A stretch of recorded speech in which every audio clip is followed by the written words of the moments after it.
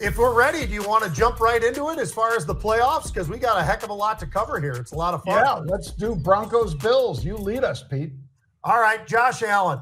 Is there anybody better, and is there anybody probably even to some extent, John, maybe as deserving because of what he's been able to accomplish as a player? But there's always been one hitch, to why they're not in the Super Bowl. The Kansas City Chiefs comes to mind. And are they going to be able to get? By the way, Kansas City is a team that's got the bye week this week, and deservedly so. They just had the one loss, but the Bills, John, they're pretty special. I think Josh Allen this year might have had his best year I've seen. And by the way, only 14 sacks this year. The guy has 28 touchdowns and 6 interceptions. He had a remarkable year and running the football, because the people who don't really realize it, because they look at quarterbacks, they don't really see how big they are unless they're standing next to them. Let me tell you something. Josh Allen looks like a tight end when you stand next to him. I mean, here's a guy who's 6'5", maybe even a little bit more, about 245 pounds, maybe a little bit more. I mean, he's a big human being, John. He's a heck of a football player. It's very deserving. But Bo Nix and those guys are coming to town, the Broncos. I don't know how many people had that sitting there, back in August, that the Broncos would be in the playoffs, but they are. Bo Nix is one of the best of the drafted quarterbacks this year. And I think it's going to be an interesting game, but I think Buffalo is going to take it. What about you? Well, first of all, it's one of the few times I ever get to correct Pete on sports, because the Kansas City Chiefs, you're right, 15-1, Pete, until they played the Broncos the last game and sat 16 players. Well, yeah. The NFL version of load management. And back in the old days, Pete, they would have fined them for that. Yeah. And maybe they will or did, but those fans in Denver, yeah, they got to see their team beat them, steamroll them 38-zip. But come on, that was not a pro football team on the field hardly against the Broncos. Agree. But to your point, Pete, the Broncos, really good sackers. I mean, they have a sack attack that is going to keep Josh Allen in the pocket. Now, if he breaks out of that pocket, that's when he is even more dangerous, because, like you said, size and speed. But I'm going to say Josh Allen and the Bills win, but I don't think they win going away, Pete, like some people think. I think it's going to be a relatively tight game. Yep, good football team. They are a well-coached football team. Even if I'm not a huge fan of the coach, he's done a great job, so you got to give him his kudos. I mean, sometimes you got to take your opinions and shove them off to the side, and just the reality of what they've done this year. I don't know how many people had them even getting into the playoffs, but I wouldn't say it was a high number. All right, next up, we've got the Packers going out east, John. They're going to Philly against the Eagles. I think it's going to be a really interesting game, but the Eagles, in my opinion, are the far better football team. And I say that because of the fact that Saquon Barkley had a year that was absolutely incredible, right? I mean, the guy rushed for 2,000 yards. He was an absolutely amazing player all year long for them. They've got a great offensive line. If there's any issue at all, it might be just Jalen Hurts. Is he healthy? And they've got some decent backup quarterbacks, but you don't really want to have to count on your backup quarterbacks. I think Jalen Hurts, if he's healthy enough, and I think that he probably will be, he's going to be out on the field, and that's going to make things very, very interesting for sure. And I think that with him, with what they've got on the offensive line, if they can get that running game going against the Packers, I think that they're going to have this one going away. As a matter of fact, when I was on that Fox 9 show, they asked me, they said, what are the odds? What do you think? I said, I think it's 100% that the Eagles win. I still stand by that. I think that that's a really good defense, an outstanding offense. And with Saquon Barkley and Jalen Hurts, if he's healthy enough, I don't see the Packers. Matter of fact, Love did not look too great, John, in the final game of the season. He had something going on with his elbow. That's never good for a quarterback at all.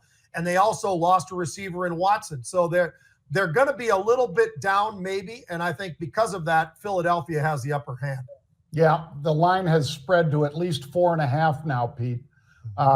So a field goal was where it started out, and then it just kept going up, and the loss of the receiver, the quarterback looking not so great against a Bears team that actually beat them. Now, they weren't fighting for anything really, Pete.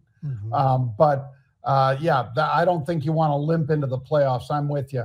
I think that's exactly what they're doing, limping in. Yeah, I agree with you. By the way, probably the two most surprising, probably the most surprising, the Washington Commanders. I mean, how impressive have they been, John? I mean, Jalen has done an unbelievable job as the quarterback. Jayden Daniels, Jayden Daniels, unbelievable season for a rookie. I mean, early in the season, it was absolutely outrageous. It kind of finally started to be a little bit more difficult for him, but nonetheless, what an incredible year he had. That team is well coached. It's been one of these coaches who's been around for quite a while, and he's having some unbelievable success. When you get a quarterback, John, that throws 25 touchdowns and 9 interceptions, but also runs for over 900 yards, I think you found the right guy. And we knew this. You and I talked about him when he transferred to LSU. He was a great player in college, an unbelievable player in college, actually. And then I look over at Baker Mayfield. His best year ever this year with the Tampa Bay Buccaneers. That team is scary good, I think. And so that's one of those where I think you got to keep an eye on them. The Buccaneers, with him at quarterback, Johnny, threw 41 touchdowns and 71% completions, Baker Mayfield. I would say that's a pretty damn good year for any quarterback at any time. And Baker Mayfield and that team really look good. So I'm going to throw it in there and say, you know what? I think the home team's going to get it. I think the Bucs win this game. They're given 3 right now, Pete. Yep. Baker with his, because he loves giving that.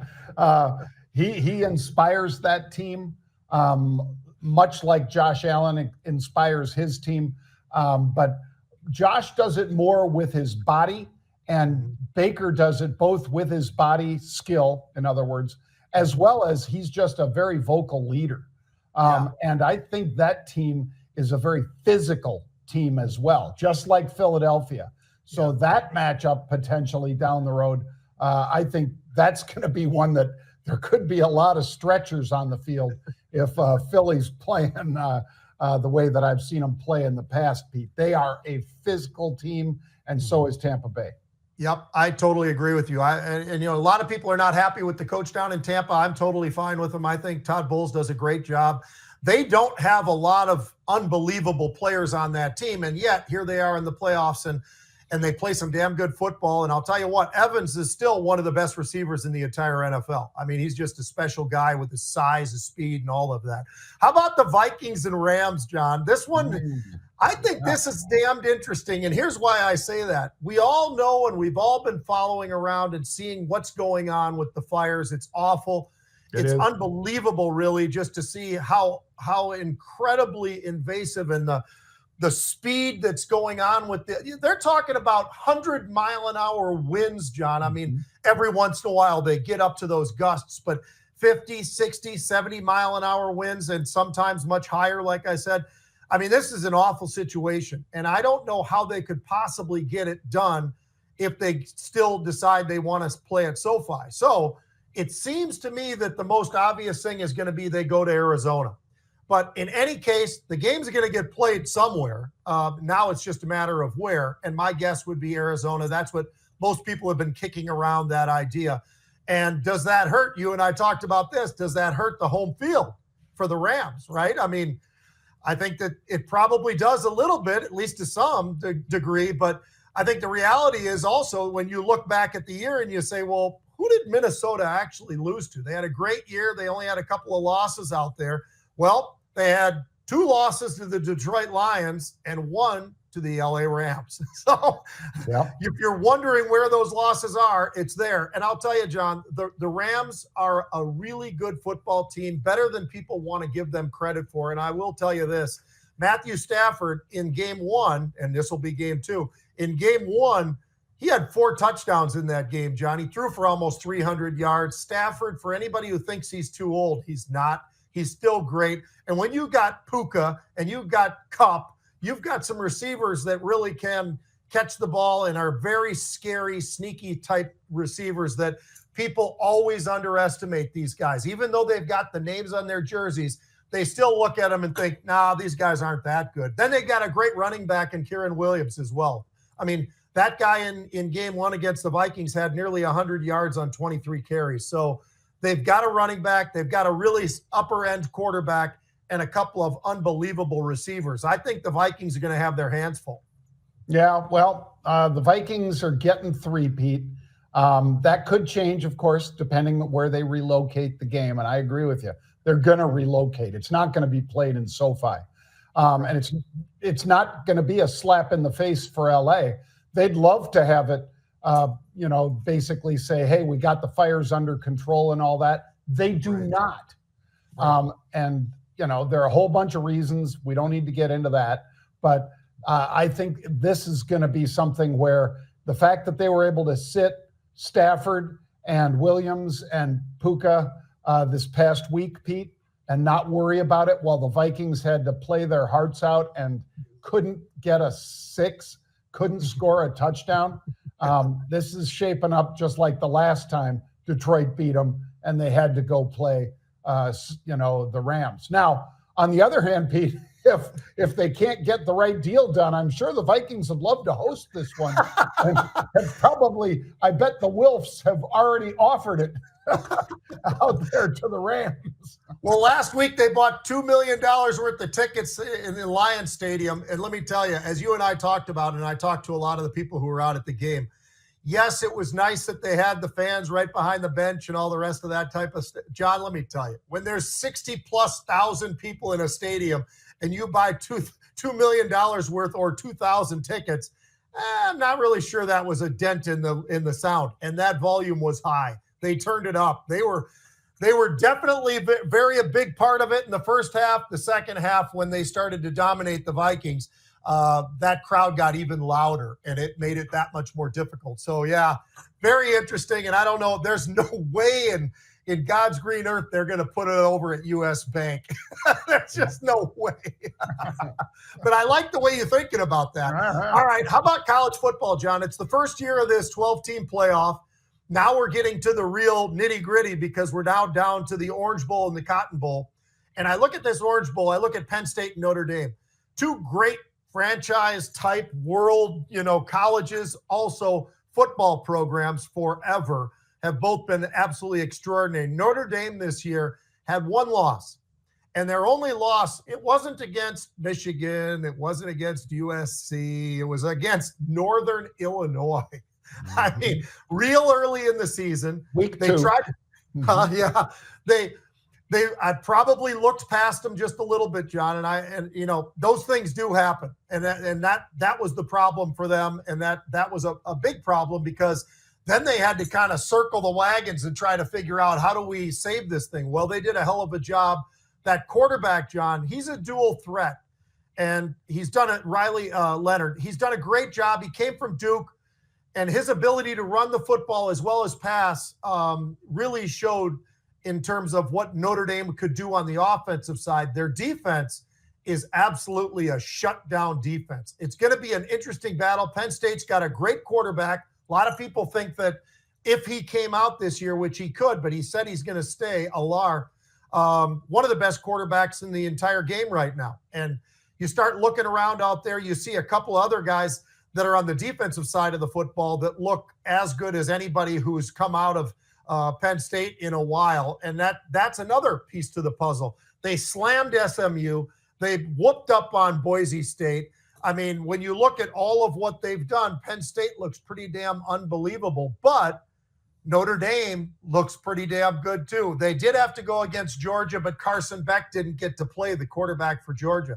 That was a bit of a problem. They got 17 points in 54 seconds during that game that basically iced it for them over Georgia. Should be a pretty good football game. I don't know. Which way are you leaning? Right now, for me, Notre Dame just has something special this year. I don't know what it is. Their coach has gotten Coach of the Year and all this other stuff. I really think Notre Dame's got a heck of a good shot, so I'm going to take Notre Dame in this game with Penn State. I'm right with you, and I think the line should be bigger than 1 or 1.5 Notre Dame favored. I think it should be more, Pete. And to your point, when you talked about the Commanders quarterback, the tremendous athlete that he is. This guy your guy, Leonard, rushed for 800, almost 900 yards as well. He didn't throw 41 touchdowns like you said, the Commanders quarterback, but he did throw for 18 touchdowns and like 2,400 yards. So he's the real deal. They've scored over 30 points 9 times this year. And like you said, they made, decent. I don't think either one of us thought SMU or Boise State was really, top echelon. I think there were other teams that could not make it because those guys were automatics. And I don't mean to take anything away from them, Pete. I just mean that I don't think those teams, any of us picking the top 15 would have put those guys in, and they made it into the top 12 because of the way that things were situated. But I think, Notre Dame scored Penn State against those guys scored almost 70 points against those two schools. I think Notre Dame's a big physical program, and so is Penn State. But I give the edge to Notre Dame by probably 3. Yep. By the way, Riley Leonard, not only a dual threat, but he had 15 touchdowns on the ground. So, yeah, you're right. I mean, the guy can do it in every way that there is. All right, next up, John, we're going to look at Texas, Ohio State in the Cotton Bowl. And I think this is going to be a heck of a game. Texas has so much talent on that team. Sarkisian has done a great job of recruiting. They've got plenty of money in the NIL down in Texas. And so they've done an amazing job. They had a great year. Ohio State seems destined. Now, did they have problems in that loss against Michigan where people were actually calling for the head of Ryan Day? I think that's, first of all, ridiculous. I know he's got to beat Michigan at some point, and that's been a struggle for him. But this guy's a damn good coach. He's a great recruiter. He gets the players, John, and Ohio State is probably, arguably, and we'll find out pretty soon, but one of the best teams that I've seen play in a really long time. They've got an incredible receiver, the height, the weight, the size, all the things that go along with it. His hands are incredible. They've got some guys in the secondary that are, again, like they always do. They just reload. By the way, they reload now. They've been doing a great job. Obviously, NIL money doesn't hurt, but with quarterbacks, they had the transfer quarterback from Kansas State, comes to Ohio State, has a hell of a year. I think Ohio State's got him. I really do. Now, that Michigan game, what people forget is that's a rivalry. You throw the records out, and that's all I can say about it is when you line up against Michigan, even though it might be a bad team this year, relatively speaking, you know what? It's still that rivalry, right? I mean, they got up for the game, and Michigan made it happen. And they forced Ohio State into a lot of bad positions. Ohio State had to punt multiple times in the second half. They had a missed field goal. They had interceptions. They ran out the clock, unfortunately. They had 4 plays and were out, had to give the ball back at the end of the game. There's a lot of reasons why in the second half Ohio State should have done better, but they didn't. And I think that the reason is the rivalry. Guys elevate to the next level in those games.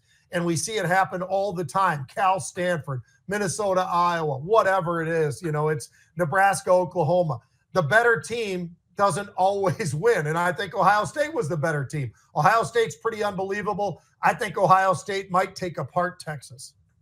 Well, Matthew McConaughey is not going to like hearing it, Pete. So sorry, Matthew. And if you want to bet, I'll do this. We'll go on your podcast, Matthew, if Texas beats Ohio State. You come on ours if Ohio State beats Texas. How about that? This guy, Jeremiah Smith, Pete, he lit Oregon up like nobody has lit Oregon defensive backs up. And I think Quinn Ewers is great. Who knows? He might not even be there next year, Pete. He'll be in college. Right. He allegedly will stay in college because he'll make more as a college player than he will turning pro. That's just the, salary cap of rookies. Yep. It's a rough thing for rookies. So why not make the money? Does he go to, could he go to Ohio State, Pete? Could he go to Michigan or wherever? Sure, he could, and make a lot of money. And then you've only got Manning down there in Texas. But what I'll say, Pete, is Jeremiah Smith could be your Heisman Award winner next year. If he plays like he's played as a freshman, as a sophomore, I think this guy could be your Heisman next year. Nobody can stop him so far. And like I said, nobody has done to Oregon what he and Will Howard did to Oregon just a week ago. Yeah, they tore him apart. They absolutely ripped him apart, and it was not even close, and it was a dominating thing. Last thing I'll say about all this stuff, John, congratulations to North Dakota State. FCS football. It was great. I watched that game the other day. There's a quarterback, Cam Miller, at North Dakota State. And by the way, Trey Lance's brother, who's a wide receiver, who is an absolute freak show athlete, just like Trey Lance. Those are two guys. One of them, I think, is coming out. I think Cam Miller graduates this year. The guy was 86% completions in the national championship game, John. Talk about a baller. The guy also ran for 121 yards. He's a dual threat guy. He'll be in the NFL. He'll be on somebody's roster. And it's just impressive what North Dakota State and South Dakota State and Montana State, what they do each and every year in the FCS. They are all dominating programs, and it's so cool to watch just how good these guys are. I watched that game the other night. It was absolutely phenomenal. By the end, Montana State came all the way up, and they damn near got the game. But congratulations to North Dakota State. They were leading in a big way in the first half, and they held on for the national title. Very impressive. I agree. Well, so stay tuned tonight, folks, on ESPN. That's Disney. ESPN, Orange Bowl, Notre Dame, and Penn State. And give us a comment. Let us know what you think of Pete's picks, my picks, and we will be back Monday with the regular Rebels Edge, 1 p.m. Eastern Time.